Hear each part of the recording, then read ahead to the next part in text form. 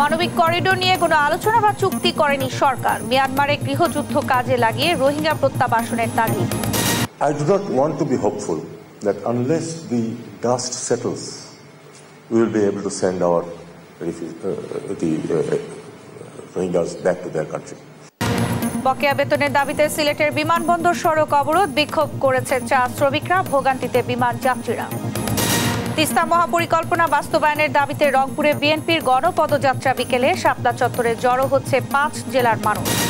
অচল অবস্থা কাটেনি খুলনা প্রকৌশল প্রযুক্তি বিশ্ববিদ্যালয়ে। লাঞ্ছিতের ঘটনায় জড়িতদের বিচার না হওয়া পর্যন্ত ক্লাস বর্জন শিক্ষকদের। এবং ছোট ফেরি নদীর ভাঙনে ঘরবাড়ি, কৃষিজমি, শিক্ষা প্রতিষ্ঠান বিলীন, চরম ঝুঁকিতে সোনাগাজীর 27 কিলোমিটার এলাকা। নদী ভেঙে নিচে গো, আমরা বহুত কষ্টে আছি, দুঃখে আছি। এই বাড়িঘর চলে গেলে যে কোথাও আমরা দাঁড়াবো, আমাদের সেই ব্যবস্থা নাই। দেখছিলেন দেশ জনপদ সংবাদ শিরোনাম, সঙ্গে আছি আমি শারমিন নাসি। এবারে বিস্তারিত। মানবিক করিডোর নিয়ে কোনো আলোচনা বা চুক্তি হয়নি বলে সাফ জানিয়েছেন জাতীয় নিরাপত্তা উপদেষ্টা ডক্টর খলিলুর রহমান। বাংলাদেশ যখন চীন এবং যুক্তরাষ্ট্রের সঙ্গে সম্পর্ক জোরদার করছে, ঠিক তখন ভারত প্রোপাগান্ডায় নেমেছে বলে মন্তব্য করেছেন তিনি। এদিকে মিয়ানমারের অভ্যন্তরীণ সহিংসতাকে রোহিঙ্গা প্রত্যাবাসনের সুযোগ মনে করছেন পররাষ্ট্র উপদেষ্টা। জানাতুল মোহনার প্রতিবেদন। একদিকে আলোচনা চলছে রোহিঙ্গা প্রত্যাবাসন নিয়ে, অন্যদিকে প্রতিনিয়ত উড়ে এসে জুড়ে বসছে হাজারো রোহিঙ্গা। শনিবার পর্যন্ত কক্সবাজারে আরও 5,000 রোহিঙ্গা অনুপ্রবেশ করেছে। এ নিয়ে নতুন করে অনুপ্রবেশ করা রোহিঙ্গার সংখ্যা দাঁড়িয়েছে 1,18,000। এমতাবস্থায় রবিবার সকালে বিউপি অডিটোরিয়ামে রোহিঙ্গা প্রত্যাবাসন সংক্রান্ত সেমিনারে প্রধান অতিথির বক্তব্যে পররাষ্ট্র উপদেষ্টা বলেন, প্রত্যাবাসনের জন্য মিয়ানমারে তাদের নিরাপত্তা ও অধিকার নিশ্চিত করতে হবে।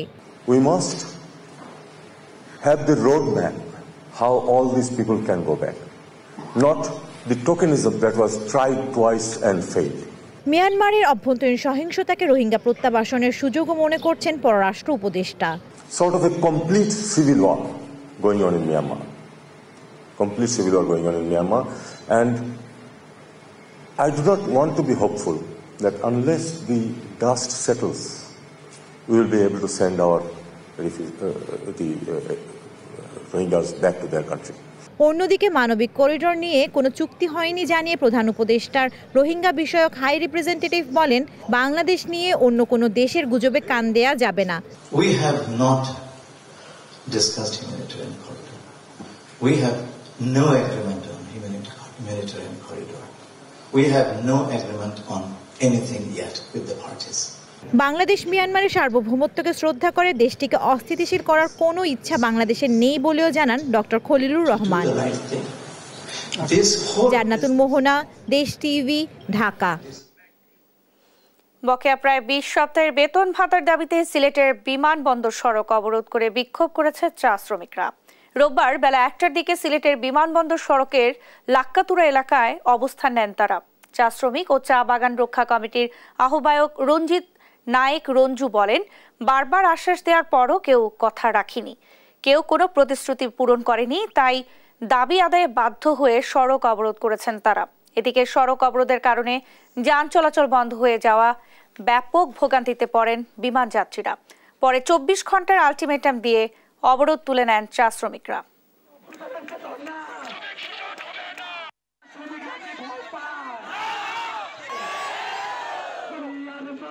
11 দফা দাবি এই চা শ্রমিকরা উত্থাপন করেছেন, খুবই যৌক্তিক দাবি। তাদের যে চা বাগানের ন্যায্য মজুরি এবং তাদের এই গত 5 মাসে তাদের যে মজুরি বকেয়া পাওনা রয়েছে সেগুলো অবিলম্বে দিয়ে দেওয়া উচিত। আমাদের 5 মাস থেকে কোনো বেতন নেই, আমরা কিন্তু কাজ চালিয়ে যাচ্ছি, বেতন নাই। এর মাঝে বাচ্চা কাচ্চা স্কুলে যাচ্ছে, হাই স্কুলে বেতন আমরা চাপ দিচ্ছে, অভিভাবকের চাপ দিচ্ছে, বেতন না দিলে পরীক্ষা দিতে পারবে না মেয়েরা। তিস্তা মহাপরিকল্পনা বাস্তবায়নের দাবিতে গণপদযাত্রার কার্যক্রম চলছে রংপুরে। রোববার দুপুর থেকে নগরীর শাপলা চত্বরে তিস্তা অববাহিকার মানুষ জড়ো হতে শুরু করেছে। বিকাল 4:30টার দিকে শাপলা চত্বর থেকে পদযাত্রা শুরু হয়ে শেষ হবে মেডিকেল মোড়ে। তিস্তা রক্ষা আন্দোলনের আয়োজনে এই গণপদযাত্রায় অংশ নেবেন বিএনপি স্থায়ী কমিটির সদস্য মির্জা আব্বাস ও ভাইস চেয়ারম্যান শামসুজ্জামান দুদু। এই গণপদযাত্রা কর্মসূচিতে তিস্তা অববাহিকার 5 জেলার মানুষ অংশ নিচ্ছেন। তিস্তা মহাপরিকল্পনা অনেক টালবানা হয়েছে, আমরা এবার টালবান হবার দিবেন না। উন্নয়নের একটা বড় প্ল্যাটফর্ম হবে, সেটার প্রত্যাশা হচ্ছে তিস্তা এই মহাপরিকল্পনা, কিন্তু আমরা সেটা আশা করছি যে অতি দ্রুত এই বাস্তবায়ন করবে। অতি সত্বর যাতে আমাদের এই দাবিকে মেনে নিয়ে 2 কোটি মানুষের জীবন রেখা, প্রাণ, ভালোবাসা, এই রংপুরের অস্তিত্ব যাতে বিপন্ন না হয় সেদিক উনি রক্ষা করবেন। গণপদযাত্রায় অংশ নিতে জড়ো হচ্ছেন বিএনপি নেতাকর্মীরা। পরিস্থিতি জানাতে সরাসরি যুক্ত হচ্ছেন সহকর্মী রফিকুল ইসলাম রফিক। রফিক, গণপদযাত্রায় নেতাকর্মীদের উপস্থিতি কেমন দেখছেন, বিস্তারিত জানাবেন। আপনি জানেন যে তিস্তা মহাপরিকল্পনা বাস্তবায়ন এটি এই অঞ্চলের মানুষের দীর্ঘদিনের দাবি। কদিন আগেও কিন্তু এই তিস্তা মহাপরিকল্পনা বাস্তবায়নের দাবিতে তিস্তার যে অববাহিকায় 115 কিলোমিটার, দুপাশে 130 কিলোমিটার এলাকায় গণ অবস্থান কর্মসূচি পালন করেছে বিএনপির নেতাকর্মীরা। দীর্ঘদিন প্রায় 3 মাস অতিবাহিত হওয়ার পর আবার কিন্তু একই দাবিতে অর্থাৎ তিস্তা নদী রক্ষা আন্দোলনের ডাকে আজ কিন্তু এই গণপদযাত্রার আয়োজন করা হয়েছে। এই গণপদযাত্রায় তিস্তার অববাহিকার যে মানুষজন অর্থাৎ এই তিস্তা প্রায় 5 জেলার মানুষ, কুড়িগ্রাম, গাইবান্ধা, নীলফামারী, রংপুর সহ যে 5 জেলা রয়েছে, এই 5 জেলার মানুষ কিন্তু এখানে অবস্থান নিয়েছেন বিএনপির বিভিন্ন পর্যায়ের নেতাকর্মীরা। এই গণপদযাত্রায় অংশ নেবেন বিএনপির স্থায়ী কমিটির সদস্য মির্জা আব্বাস এবং ভাইস চেয়ারম্যান শামসুজ্জামান দুদু। এছাড়াও কেন্দ্রীয় যে নেতৃবৃন্দ আছেন তারা কিন্তু অবস্থান নেবেন। আমরা এখানে এসে বিএনপির নেতাকর্মী এবং তিস্তা পাড়ের মানুষ যারা রয়েছেন তাদের সঙ্গে আমরা কথা বলার চেষ্টা করেছি। তারা বলেছেন এই তিস্তা মহাপরিকল্পনা দীর্ঘদিনের এই অঞ্চলের মানুষের দাবি, সেটি নানা কারণে ঝুলিয়ে রাখা হয়েছে, কখনো ভূ রাজনীতির কারণে, কখনো বা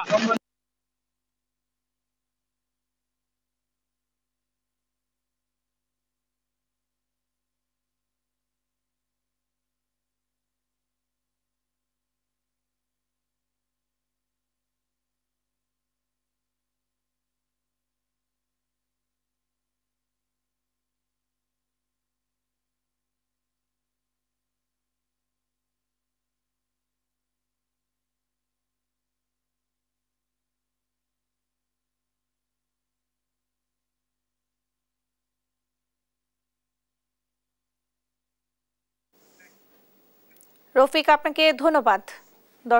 দর্শক রংপুর থেকে আমাদের সঙ্গে যুক্ত হয়েছিলেন সহকর্মী রফিকুল ইসলাম রফিক। প্রায় 2.5 মাস বন্ধ থাকার পর খুলনা প্রকৌশল ও প্রযুক্তি বিশ্ববিদ্যালয়ে ক্লাস শুরুর কথা থাকলেও ক্লাসে না ফেরার সিদ্ধান্তে অনড় রয়েছে শিক্ষক সমিতি। গত ফেব্রুয়ারিতে ছাত্রদের উপর হামলার বিচার দাবিতে চলা আন্দোলনে লাঞ্ছনার শিকার হন শিক্ষকরা। এরই প্রতিবাদে ক্লাস পরীক্ষা বর্জন করে শিক্ষকরা। বিভিন্ন বিভাগের তালা ঝুলিয়ে দেন তারা। রোববার সকালে তালা খোলা হলেও আসেননি কোনো শিক্ষক শিক্ষার্থী। কুয়েটের অন্তর্বর্তীকালীন উপাচার্য শিক্ষক সমিতির সাথে বৈঠক করেও কোনো সমাধান করতে পারেনি। শিক্ষক লাঞ্ছনাকারীদের শাস্তি না হওয়া পর্যন্ত ক্লাসে ফিরবেন না বলে জানিয়েছেন শিক্ষকরা। সোমবার বেলা 11টায় এ নিয়ে বিশেষ সাধারণ সভা ডেকেছে শিক্ষক সমিতি।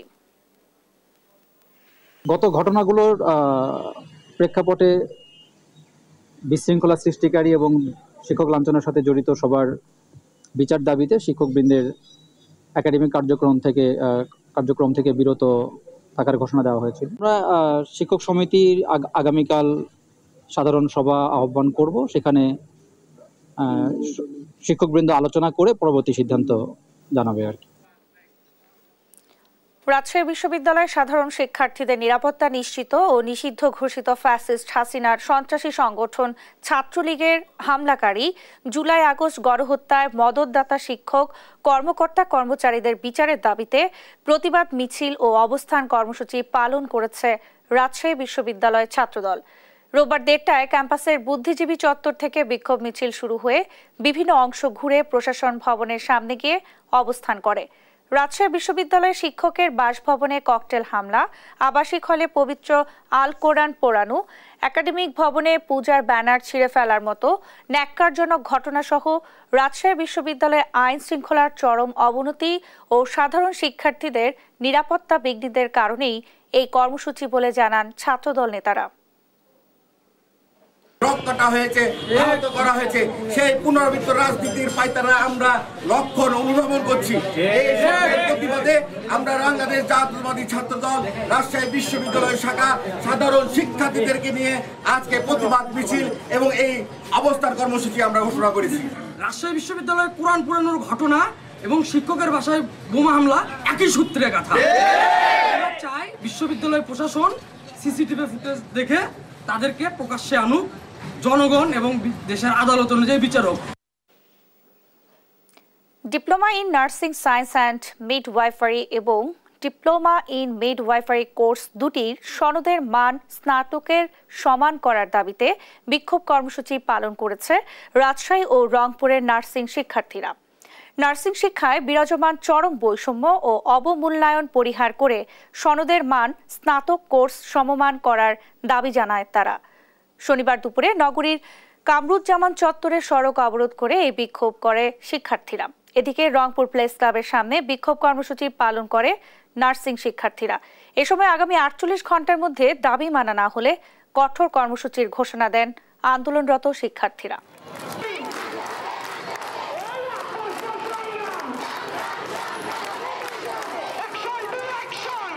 নার্সিং সায়েন্স অ্যান্ড মিডওয়াইফারি এবং ডিপ্লোমা ইন মিডওয়াইফারি এই দুটো কোর্সকে আমাদের ডিগ্রি সমমান দিবে, এটা আমাদের মৌখিকভাবে আশ্বস্ত করেছিল, কিন্তু আমাদের লিখিতভাবে কোনো আশ্বস্ত করে নাই। 3 বছর ডিপ্লোমা কোর্স শেষে আবার 6 মাস ইন্টার্ন করে আবার যদি আমাদেরকে ইন্টারে মান দেওয়া হয়, এটা আমরা মেনে নিচ্ছি না।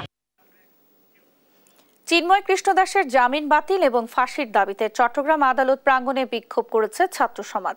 রোববার সকাল 11টার দিকে আদালত এলাকায় বিক্ষোভ মিছিল করে ছাত্র জনতা। এ কারণে আদালতের প্রবেশ পথে আইন শৃঙ্খলা বাহিনীর সদস্যরা চেকপোস্ট বসিয়েছে। গাড়ি তল্লাশি ও জিজ্ঞাসাবাদ শেষে ঢুকতে দেয়া হচ্ছে। জিজ্ঞাসাবাদের মুখে পড়তে হচ্ছে বিচার প্রার্থীদেরও। এর আগে গেল 30 এপ্রিল দুপুরে বিচারপতি আতোয়ার রহমান খান ও বিচারপতি আলী রেজার হাইকোর্ট বেঞ্চ চিন্ময় কৃষ্ণ দাসের জামিন মঞ্জুর করেন। এর কয়েক ঘন্টা পরই স্থগিতাদেশ দেন চেম্বার আদালত। আমাদের দাবিটা হচ্ছে আজকের মধ্যে যে কোনো মূল্যে যে কোনো উপায়ে চিন্ময় কৃষ্ণ দাসের নাম আলিফ হত্যা মামলার প্রধান আসামি হিসেবে চার্জশিটে যুক্ত করতে হবে এবং তার যথাযথ শাস্তি নিশ্চিত করতে হবে। শুনানিকে কেন্দ্র করে যাতে কেউ আইন শৃঙ্খলা বিঘ্ন করতে না পারে এবং সাধারণ মানুষের জানমালের ক্ষতি করতে না পারে, সেই জন্য আমরা একটা নিরাপত্তা ব্যবস্থা নেওয়া হয়েছে। মাগুরা শিশু আসিয়া ধর্ষণ ও হত্যা মামলায় জেলার আদালতে আসামিদের সশরীর উপস্থিতিতে দ্বিতীয় সপ্তাহে 4 সাক্ষীর সাক্ষ্য গ্রহণ শেষ হয়েছে। রোববার মামলার অন্যতম সাক্ষী ঢাকা মেডিকেল কলেজের শিশু বিভাগের একজন গাইনি বিশেষজ্ঞ সহ 4 জনের সাক্ষ্য নেওয়া হয়। এ মামলায় 37 সাক্ষীর মধ্যে 23 জন ইতিমধ্যে সাক্ষ্য দিয়েছেন। সোমবার 6 জনকে সাক্ষ্য দিতে তলব করা হয়েছে। আগামী সপ্তাহেই চাঞ্চল্যকর এই ধর্ষণ ও হত্যা মামলার রায় হতে পারে বলে আশা করছেন রাষ্ট্রপক্ষের প্রধান আইনজীবী। চাঞ্চল্যকর আসিয়া হত্যা মামলার সাক্ষ্য গ্রহণ চলছে। আজকে বিজ্ঞ আদালতে আমরা 4 জন সাক্ষীকে উপস্থাপন করেছিলাম। বিজ্ঞ আইনজীবী আসামি পক্ষের সাক্ষীদেরকে ক্রস করেছেন। বিজ্ঞ আদালত সাক্ষ্য সম্পন্নতে আগামীকাল পুনরায় সাক্ষীর জন্য দিন ধার্য করেছে। দেশের চাহিদার চেয়ে বেশি গবাদি পশু থাকায় আসন্ন ঈদে কোরবানির পশু আমদানি করা হবে না বলে জানিয়েছেন মৎস্য প্রাণী সম্পদ উপদেষ্টা ফরিদা আক্তার। রোববার সচিবালয়ে ঈদুল আজহা উপলক্ষে কোরবানির পশুর চাহিদা ও সরকারের প্রস্তুতি নিয়ে আয়োজিত সংবাদ সম্মেলনে তিনি এই কথা বলেন চলতি বছর কোরবানির জন্য 1,24,47,300 বেশি গবাদি পশু প্রস্তুত রয়েছে। কোরবানির চাহিদা মেটানোর পরও 20,68,000-এর বেশি গবাদি পশু অতিরিক্ত থাকবে। এবছর কোরবানির পশু আমদানি করা হবে না জানিয়ে উপদেষ্টা আরও বলেন, অবৈধভাবে গবাদি পশু প্রবেশ বন্ধে সংশ্লিষ্টদের নির্দেশ দেওয়া হয়েছে।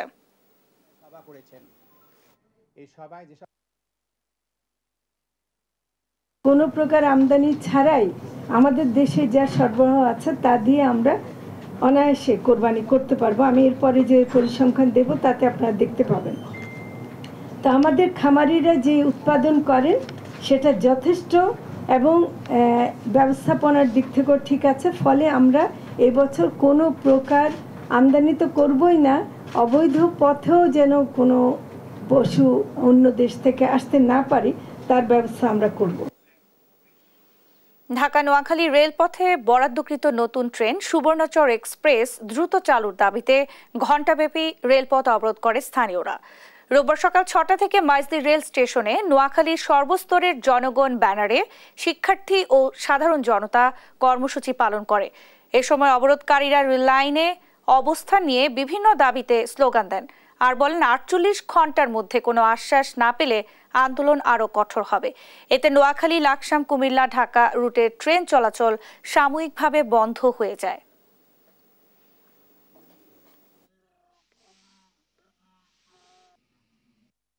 বিগত 2023 সালে নোয়াখালীতে সুবর্ণচর এক্সপ্রেস নামে একটি ট্রেন বরাদ্দ দেওয়া হয়। আমরা 2023 সাল থেকে এই বরাদ্দকৃত ট্রেন নিয়ে আসার জন্য বারবার চেষ্টা করা সত্ত্বেও আমাদের এই ট্রেনটি দেওয়া কোন অদৃশ্য কালো হাতের কারণে আমাদের ট্রেনটি দেওয়া হচ্ছে না, আমাদের জানা নেই। নোয়াখালীর প্রাণের দাবি সুবর্ণচর এক্সপ্রেস আমাদেরকে দিতে হবে। ছোট ফেনী নদীর দুই তীরের ভাঙনে চরম ঝুঁকিতে সোনাগাজী উপজেলার প্রায় 27 কিলোমিটার এলাকা। একের পর এক ঘরবাড়ি, কৃষিজমি, শিক্ষা প্রতিষ্ঠান বিলীন হচ্ছে নদীগর্ভে। সহায় সম্বল হারিয়ে এখানকার বাসিন্দারা আশ্রয়ের খোঁজে ছুটছেন অন্যত্র। তবে ভাঙন রোধে 13 কিলোমিটার নদী সংরক্ষণের প্রকল্প শিগগিরই বাস্তবায়ন করা হবে বলে জানান পানি উন্নয়ন বোর্ডের নির্বাহী প্রকৌশলী তোফায়েল আহমেদ নিলয়ের রিপোর্ট, জানাচ্ছেন নুসরাত শোভা।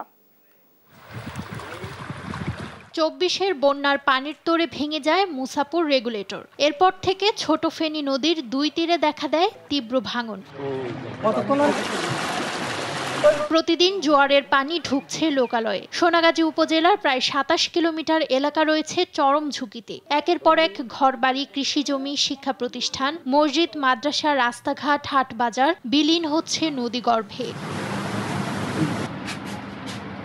সহায় সম্বল হারিয়ে এখানকার বাসিন্দারা আশ্রয়ের খোঁজে ছুটছেন অন্যত্র। বলছেন সরকারি বরাদ্দ থাকলেও তা পাননি কখনো। আমরা ঘর নদী ভেঙে নিছে গো, আমরা বহুত কষ্টে আছি, দুঃখে আছি। এই বাড়িঘর চলে গেলে যে কোথাও আমরা দাঁড়াবো, আমাদের সেই ব্যবস্থা নাই। আমরা সারিকা ভাত রান্না করিও খাইতাম, হে জায়গা নাই, নদী সব ভাঙি লয়ে গেছে। এখন আমরা অসহায় স্যার, আমরা বহুত কষ্টে আছি স্যার, আমরা রান্না বান্নায় খাওয়া দাওয়ায় মানে বহুত কষ্টে আছি। তবে জেলা প্রশাসন বলছে ক্ষতিগ্রস্ত মানুষের তালিকা করে তাদের পুনর্বাসনের উদ্যোগ নেওয়া হয়েছে। তালিকা করা হচ্ছে, যাচাই বাছাই করা হচ্ছে। সেই প্রেক্ষিতে ক্ষতিগ্রস্ত ব্যক্তিদের পুনর্বাসন এবং অন্যান্য যে আর্থিক সহায়তা বা সেই লক্ষ্যে কার্যক্রম গ্রহণ করা হবে। এদিকে ভাঙন রোধে পানি উন্নয়ন বোর্ডের প্রস্তাবনায় 13 কিলোমিটার নদী সংরক্ষণের জন্য 155 কোটি টাকা সহায়তা প্রস্তাবনা পাশ হয়েছে, যা শিগগিরই বাস্তবায়ন করা হবে বলে জানান পানি উন্নয়ন বোর্ডের নির্বাহী প্রকৌশলী। বাংলাদেশ পানি উন্নয়ন বোর্ড নদী ভাঙন রোধে প্রকল্প প্রস্তাবনা দাখিল করেছে। বিশ্বব্যাংকের আর্থিক সহায়তায় Bangladesh sustainable recovery emergency preparedness strong প্রকল্পে 13 কিলোমিটার নদীতে সংরক্ষণের জন্য 155 কোটি টাকার প্রস্তাবনা রয়েছে। স্থায়ী ভাঙন রোধে দ্রুত মুসাপুর রেগুলেটর পুনর্নির্মাণের দাবি স্থানীয়দের। নিউজ ডেস্ক, দেশ টিভি। বরিশাল বিশ্ববিদ্যালয়ের উপাচার্যের পদত্যাগের এক দফা দাবি জানিয়ে সংবাদ সম্মেলন, বিক্ষোভ সমাবেশ করেছে শিক্ষার্থীরা। রোববার দুপুর 2টায় বিশ্ববিদ্যালয়ের প্রশাসনিক ভবনের গ্রাউন্ড ফ্লোরে সংবাদ সম্মেলন করে তারা। শিক্ষার্থীরা জানান, বরিশাল বিশ্ববিদ্যালয়ের ভিসি সুচিত্রা শর্মিন যোগদানের পর থেকে শিক্ষার্থীদের কোনো দাবিতেই কর্ণপাত করেননি, উল্টো তাদের বিরুদ্ধে মামলা করেছেন। ক্যান্সার আক্রান্ত এক শিক্ষার্থী আর্থিক সহায়তার আবেদন করলেও ভিসির স্বাক্ষরের অভাবে তা অনুমোদন পায়নি। দ্রুত সময়ের মধ্যে ভিসি পদত্যাগ না করলে আরও কঠোর আন্দোলনের হুঁশিয়ারি দেয় শিক্ষার্থীরা।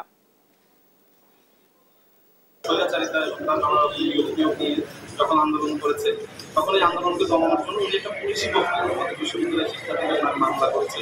পরবর্তীতে আবার বিশ্ববিদ্যালয়ের শিক্ষার্থীরা যখন আবার কর্মসূচি করতে তিনি আবার চিঠি করেছে। বিশ্ববিদ্যালয় প্রশাসন তার শিক্ষার্থীদের নামে দফায় দফায় পুলিশি প্রক্রিয়ায় যে হয়রানির ব্যবস্থা যেটা করছে, এটা আমরা মনে করি এই কর্মকাণ্ডের মধ্য দিয়ে আমাদের বিশ্ববিদ্যালয়ের উপাচার্য বিশ্ববিদ্যালয়ের উপাচার্য হিসেবে থাকা নৈতিক অধিকার হারিয়েছে। ৪৫ বছরের ঐতিহ্যবাহী সংগঠন ময়মনসিংহ সাহিত্য সংসদের মুক্তমঞ্চ ঘুরিয়ে দেওয়ার প্রতিবাদে মানববন্ধন করেছে নেত্রকোনা সাহিত্য সমাজ। রোববার দুপুরে নেত্রকোনা পাবলিক লাইব্রেরি চত্বরে খালেদা চৌধুরী মুক্তমঞ্চের সামনে এ মানববন্ধন অনুষ্ঠিত হয়। এতে বক্তব্য দেন নেত্রকোনা সাহিত্য সমাজের সভাপতি কিবরিয়া চৌধুরী হেলিম ও সাধারণ সম্পাদক কবি তানবীর জাহান চৌধুরী সহ অন্যরা। বক্তারা ময়মনসিংহের সাহিত্য সংস্কৃতি চর্চার কেন্দ্র এই মুক্ত মঞ্চটি পুনর্নির্মাণের দাবিও জানান।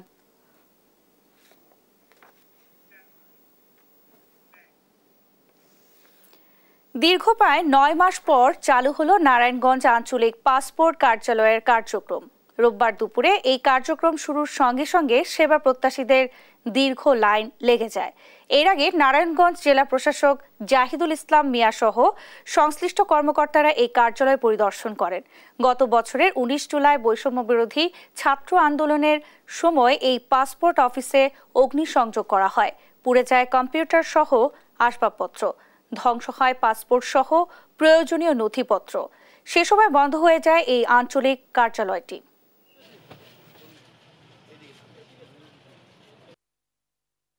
এই জেলার মানুষকে প্রায়শই দেশের বাইরে ট্রাভেল করতে হয় এবং তাদের ট্রাভেল ডকুমেন্ট হিসাবে যে পাসপোর্ট সেটি তাদের খুবই প্রয়োজনীয়।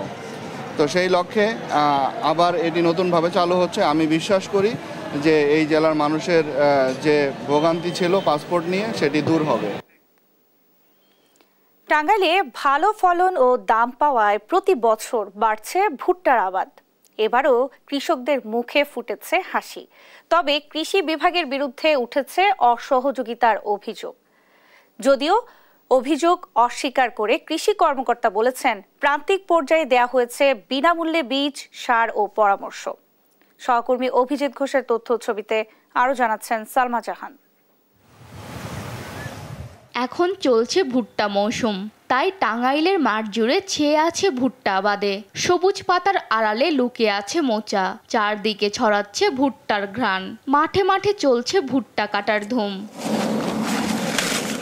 ফসল সংগ্রহে এখন ব্যস্ত চাষিরা। ভুট্টা কাটা, মাড়াই, শুকানো ও ঘরে তোলায় কাজ করছেন তারা। কৃষি বিভাগের তথ্য বলছে, গেল ৫ বছরের ব্যবধানে জেলায় ভুট্টার আবাদ বেড়েছে প্রায় ৬০%। অন্যান্য ফসলের তুলনায় এটির উৎপাদন খরচ কম ও লাভজনক হয় চাষে ঝুঁকছেন অনেকে। এছাড়াও ভুট্টা গাছ গোখাদ্য ও জ্বালানি হিসেবেও ব্যবহার করা হয়। তবে কৃষি বিভাগ থেকে কোনো সহযোগিতা না পাওয়ার অভিযোগ চাষিদের। ধরেন নিজেরাই সবকিছু করলাম, বোনা থেকে শুরু করে নিরান নিকন সবকিছু নিজেরা দুজনেই করছি। তখন কিছু আল্লাহ দিব। সরকার থেকে যদি কৃষি থেকে যদি একটু সহযোগিতা করতো, ভালো একটু ফসল পাইতাম। আবাদ করছি, এই 20% জায়গায় আমার খরচ গেছে 12,000 টাকা।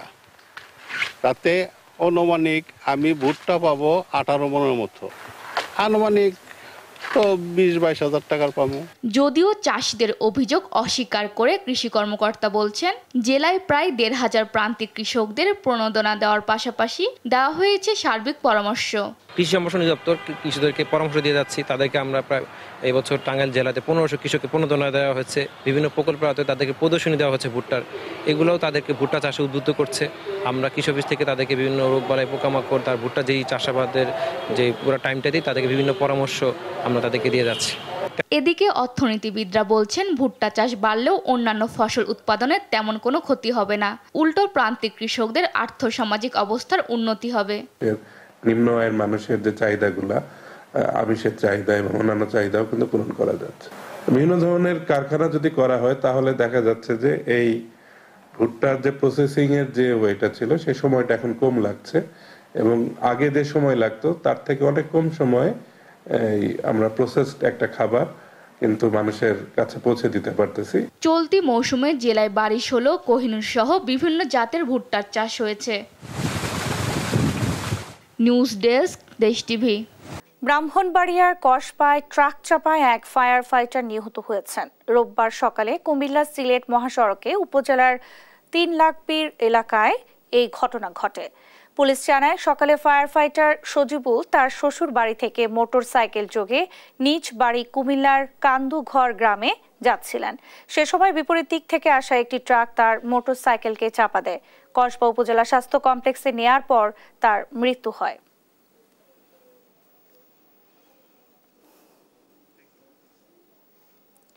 গোপালগঞ্জের মকসুদপুরে বজ্রপাতে শহীদ মুন্সি নামে এক কৃষক নিহত হয়েছে।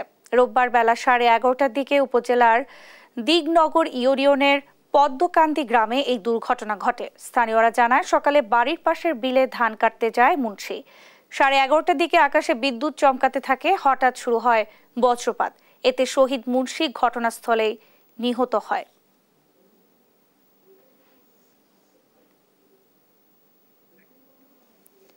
সাভারের বিরুলিয়ায় এক ব্যক্তিকে কুপিয়ে হত্যা করেছে দুর্বৃত্তরা।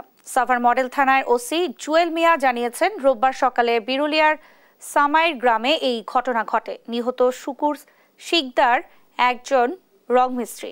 সকালে গ্রামে তার মরদেহ দেখে স্থানীয়রা পুলিশকে সংবাদ দেয়। মরদেহ ময়না তদন্তের জন্য শহীদ সোহরাওয়ার্দী মেডিকেল কলেজ হাসপাতালের মর্গে পাঠিয়েছে পুলিশ। পুলিশ বলছে কারা কি উদ্দেশ্যে তাকে হত্যা করেছে তা খতিয়ে দেখা হচ্ছে।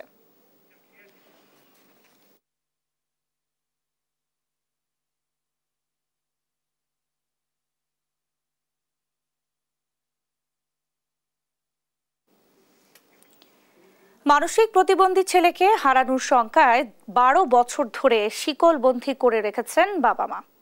টানাপোড়েনের সংসারে অর্থের অভাবে ছেলেকে চিকিৎসা না করাতে পারায় তার অবস্থা দিন দিন আরও অবনতির দিকে যাচ্ছে। ছোট্ট একটি জরাজীর্ণ টিনের ঘরে শিকলবন্দি অবস্থায় কখনো মাটিতে শুয়ে চৌকিতে বসে চিল্লাচিল্লি করে সময় যাচ্ছে ময়মনসিংহের ফুলবাড়িয়ার বিনেন্দ্র ঋষির। সহকর্মী ইলিয়াস আহমেদের পাঠানো তথ্য ছবিতে জানাচ্ছেন অঙ্কন চৌধুরী। ময়মনসিংহের ফুলবাড়িয়া পৌরসভার বাসিন্দা নিমাই চন্দ্র ঋষি ও চানমণি ঋষির ছেলে বিনেন্দ্র ঋষি 5 বছর বয়সেই মানসিকভাবে অসুস্থ হয়ে পড়ে। মুখে লালা পড়া দিয়ে শুরু হলেও পরে সে ভাঙচুর, ঘর ছেড়ে চলে যাওয়ার মতো অস্বাভাবিক আচরণ করতে শুরু করে। এই কারণে 6 বছর বয়স থেকে তাকে শিকলে বেঁধে রাখতে বাধ্য হন তার বাবা মা। অসহনীয় চিৎকারের কারণে রাতে ঘুমের ওষুধও খাওয়াতে হয় তাকে। একসময় শারীরিকভাবে অসুস্থ থাকলেও বর্তমানে তার শারীরিক অবস্থা আরো অবনতির দিকে যাচ্ছে। পরিবারের সদস্যরা বিনেন্দ্রকে চিকিৎসা দিয়ে সুস্থ করে তুলতে সরকারের সহায়তা চেয়েছেন। গরিব অবস্থায় চিকিৎসাবাদ করতে পারি না, আমি কামারগিরি কাজ করি, সংসার বলতে পারি না। এই জন্য এই ছেলেটা বড় আমরা অসহায় কষ্টের মধ্যে আছি। গরিব বলে মাঝে মাছ দূর করা যায়, ছুটে জায়গা শিকল দিয়ে বাইন্ধে থুইছি। থেকে আমার ভাই মানুষের পাগলা, শিকল দিয়ে বাইন্ধে রাখতে হয়। প্রতিনিয়ত শিকলবন্দি অবস্থায় থাকায় বিনেন্দ্র চাষির পায়ে ঘা হয়েছে। প্রায়শই অসহ্য যন্ত্রণায় চিৎকার করে সে। প্রতিবন্ধী ছেলে আমার শ্বশুর শাশুড়ি অনেক কষ্টে আছে, টাকা পয়সা জন্য চিকিৎসা করতে পারে না। পোলাটা ওইসে ধরে এরম পাগলা গড়বন্দি করে শিকল দিয়ে বাইন্ধে থইছে, কোনো চিকিৎসা করতে পারে না। শিকলবন্দি বিনেন্দ্র উন্নত চিকিৎসা নিশ্চিত করার পাশাপাশি আর্থিকভাবে সহযোগিতা করার কথা জানান উপজেলা নির্বাহী কর্মকর্তা। আমাদের দিক থেকে একটা সর্বোচ্চ লেভেলের সাপোর্ট আমরা প্রশাসন থেকে দিব ইনশাআল্লাহ। আশা করি আরো যদি আমরা অন্য কোনো ডাক্তারের সঙ্গে কথা বলতে হয় চিকিৎসার ব্যবস্থা করার জন্য, সেই ব্যবস্থা করব এবং কিছু আর্থিক সাপোর্ট দিব যাতে মোটামুটি ভাবে একটু ভালোভাবে চলতে পারে। উন্নত চিকিৎসার মাধ্যমে শিকলবন্দি বিনেন্দ্র স্বাভাবিক জীবনে ফিরে আসবে, এমনটাই প্রত্যাশা তার পরিবারের। নিউজ ডেস্ক, দেশ টিভি। দেশের ক্রিকেটে এক সম্ভাবনাময় অলরাউন্ডার ছিলেন মানজারুল ইসলাম রানা। তবে 20 থেকে ফুল হয়ে ফোটার আগেই হারিয়ে যান খুলনার এই সন্তান। মর্মান্তিক সড়ক দুর্ঘটনা কেড়ে নেয় এই তরুণ ক্রিকেটারকে। আজ 4 মে তার জন্মদিন। অকাল প্রয়াত এই অলরাউন্ডারকে নিয়ে আরো জানাচ্ছেন জুবায়ের নূর। সালটা 2003। বাংলাদেশ ক্রিকেটে সম্ভাবনার মশাল হাতে এসেছিলেন এক তরুণ অলরাউন্ডার। তিনি মানজারুল ইসলাম রানা। ব্যাটিংয়ের পাশাপাশি বাঁহাতি স্পিনে বেশ কার্যকর ছিলেন তিনি। তবে আলো ছড়ানোর আগেই নিয়তি কেড়ে নেয় জীবন প্রদীপ। 2007 সালের 16 মার্চ খুলনার ডুমুরিয়া উপজেলার বালিয়াখালী ব্রিজের কাছে এক মোটর বাইক দুর্ঘটনায় মারা যান রানা। একই দুর্ঘটনায় মারা যান তার ক্লাব সতীর্থ সাজ্জাদুল হোসেন সেতুও। মাত্র 22 বছর বয়সে আকাশের তারা হয়ে যান এই অলরাউন্ডার। দেখতে দেখতে 18 বার ক্যালেন্ডারের পাতা উল্টেছে। আজ তার 41তম জন্মদিন। 1984 সালের 4 মে খুলনায় জন্মগ্রহণ করেন মানজারুল ইসলাম রানা। 2003 সালে ইংল্যান্ডের বিপক্ষে ওয়ানডে দিয়ে আন্তর্জাতিক ক্রিকেটে পা রাখেন তিনি। এরপর জাতীয় দলের হয়ে 6টি টেস্ট এবং 25টি ওয়ানডে খেলেছিলেন রানা। 2006 সালে অফ ফর্মের কারণে ছিটকে যান জাতীয় দল থেকে। ফেরার জন্য কঠোর অনুশীলনও চালিয়ে যাচ্ছিলেন তিনি। তবে নিয়তি তাকে ছিটকে দেয় জীবনের পাতা থেকেই। রানা যখন না ফেরার দেশে পাড়ি জমান তখন বিশ্বকাপের জন্য প্রস্তুতি নিচ্ছিল বাংলাদেশ দল। এমন খবরে বিষাদের ছায়া নেমে আসে দলে। সেই শোককে শক্তিতে পরিণত করে পরদিন কালো আর্মড ব্যান্ড পরে মাঠে নামে টাইগাররা। ভারতের বিপক্ষে পাওয়া জয়টা উৎসর্গ করা হয় রানার স্মৃতির উদ্দেশ্যে। রানার অকাল মৃত্যু বাংলাদেশ ক্রিকেট ইতিহাসে বেঁচে আছে এক বেদনার অধ্যায় হয়েই। যে সম্ভাবনা নিয়ে এসেছিলেন কে জানে, হয়তো সাকিব আল হাসানের মতো আরও একজন স্পিন তারকা পেতে যেত বাংলাদেশ। রানার স্মৃতিকে অমর রাখতে খুলনার শেখ আবু নাসের স্টেডিয়ামে তার নামে একটি স্ট্যান্ডের নামকরণ করা হয়েছে। তার চেয়ে বড় কথা, দেশের ক্রিকেট প্রেমীদের হৃদয়ে আছেন তিনি। জন্মদিনে আপনার প্রতি হৃদয় নিংড়ানো শ্রদ্ধা। মানজারুল ইসলাম রানা। জুবাইর নূর, স্পোর্টস ডেস্ক, দেশ টিভি। এ পর্যায়ে দেশ জনপদ সংবাদ শিরোনাম জানিয়ে দিচ্ছি আরও একবার। মানবিক করিডোর নিয়ে কোনো আলোচনা বা চুক্তি করেনি সরকার। মিয়ানমারে গৃহযুদ্ধ কাজে লাগিয়ে রোহিঙ্গা প্রত্যাবাসনের তাগিদ। I do not want to be hopeful that unless the dust settles, we will be able to send our Rohingyas back to their country. বকেয়া বেতনের দাবিতে সিলেটের বিমানবন্দর সড়ক অবরোধ, বিক্ষোভ করেছে চা শ্রমিকরা। ভোগান্তিতে বিমান যাত্রীরা। তিস্তা মহাপরিকল্পনা বাস্তবায়নের দাবিতে রংপুরে বিএনপির গণপদযাত্রা। বিকেলে শাপলা চত্বরে জড়ো হচ্ছে 5 জেলার মানুষ। অচল অবস্থা কাটেনি খুলনা প্রকৌশল প্রযুক্তি বিশ্ববিদ্যালয়ে। লাঞ্ছিতের ঘটনায় জড়িতদের বিচার না হওয়া পর্যন্ত ক্লাস বর্জন শিক্ষকদের। এবং ছোট ফেনী নদীর ভাঙনে ঘরবাড়ি, কৃষি জমি, শিক্ষা প্রতিষ্ঠান বিলীন। চরম ঝুঁকিতে সোনাগাজীর 27 কিলোমিটার এলাকা। আমরা ঘর নদী ভেঙে নিচে গো, আমরা বহুত কষ্টে আছি, দুঃখে আছি। এই বাড়িঘর চলে গেলে যে কোথাও আমরা দাঁড়াবো, আমাদের সেই ব্যবস্থা নাই। এই ছিল এখনকার দেশ জনপদ সংবাদ। পরের বুলেটিন দেখার আমন্ত্রণ রইল। এছাড়া দেশ টিভির সর্বশেষ সব খবর পেতে ভিজিট করুন www.desh.tv। ফেসবুকে আমাদের সঙ্গে যুক্ত থাকুন দেশ টিভি অথবা দেশ টেলিভিশন পেজে। সর্বশেষ সব ভিডিও পেতে ইউটিউবে আমাদের হ্যান্ডেল @দেশ টেলিভিশন অথবা @দেশ টিভি নিউজ লিখে সার্চ করুন। ধন্যবাদ সবাইকে।